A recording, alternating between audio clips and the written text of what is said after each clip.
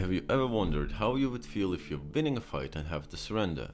Today I'm gonna talk about a story that happened during World War II, May 1940, and the heroic effort of the Dutch military men and their sacrifices.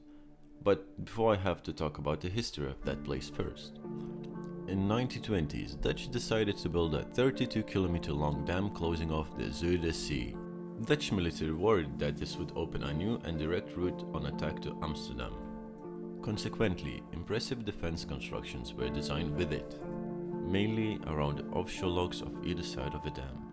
The strongest complex of bunkers was built around the locks and bridges of Kornwerderzand on the eastern side of the dam.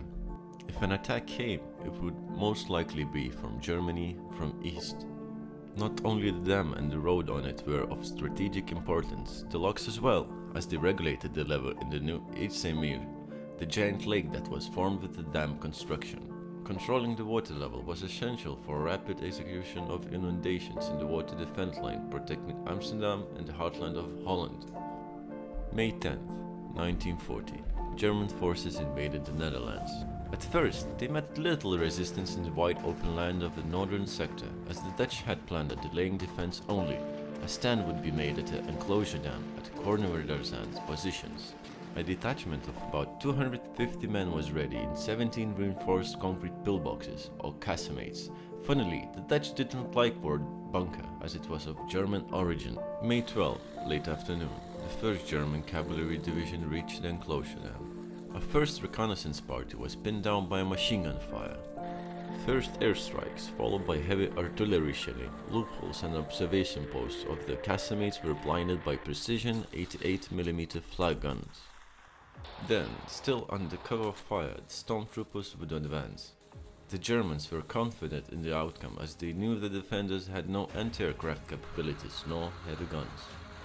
But overnight, the Dutch had quietly brought in 3 anti-aircraft cannons and 4 heavy anti-aircraft machine guns. German pilots were in shock the next morning they flew.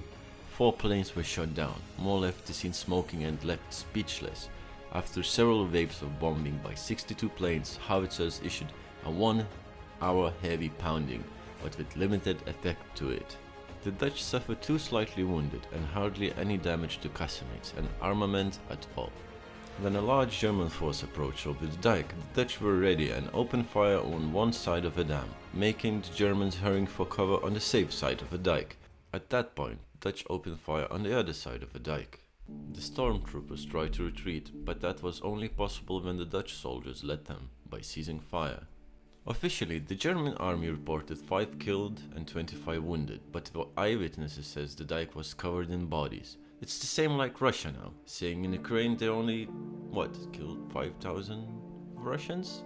But we will never know for sure. The next morning, May 14, at 8 am, German artillery resumed shelling, confident that the Dutch were unable to respond at this long range. But to the surprise and horror of German commander, something started taking out his batteries one by one. You may ask, where did that accurate fire come from?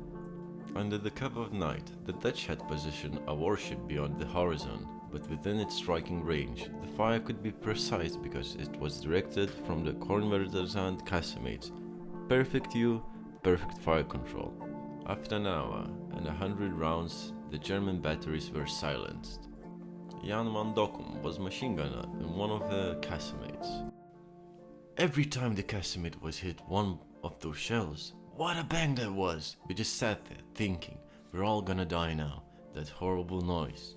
Surely nothing could withstand that shelling. After 45 minutes, an hour, it stopped.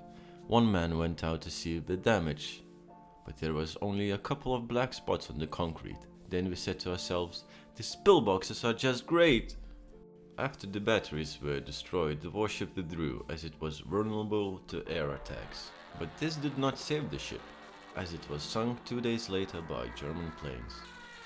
Although a couple of Stuka dive bombers dropped their bombs on casemates, again with little effect, Germans decided to withdraw and try a passage with ships more south, leaving just enough forces to contain the Dutch. But it didn't come to that, because the same day, May 14th, the Luftwaffe bombed Rotterdam. The entire old center of the city went up in flames. The Germans proclaimed that if the Dutch did not cease resistance, the other cities and the Amsterdam would meet the same fate. The following day, Dutch command ordered to lay down arms in densely populated provinces of Holland, however not in the south of the Netherlands where the fight continued longer.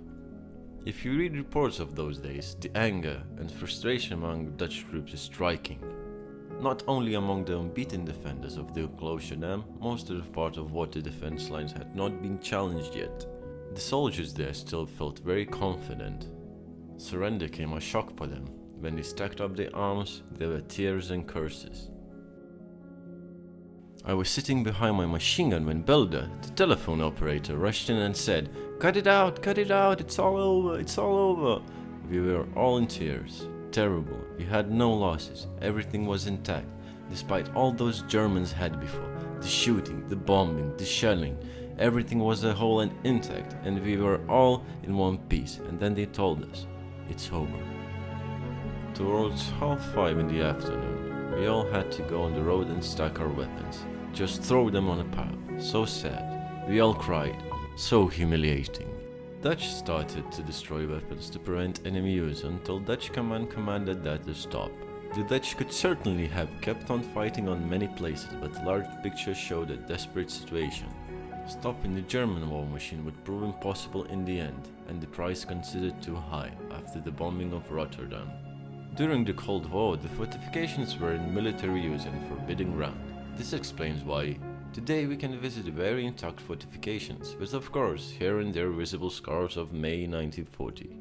Some of the footage you saw in the video is actually filmed in the Casemate Museum. The eastern enclosure dam defenses are now part of the Casemate Museum. What happened in 1940 is explained there, and also the fierce fighting of 1945, when the Canadian forces had to dislodge the Germans from the same bunkers. But I will make a video about it in the future. Thank you for watching, see you in the next video.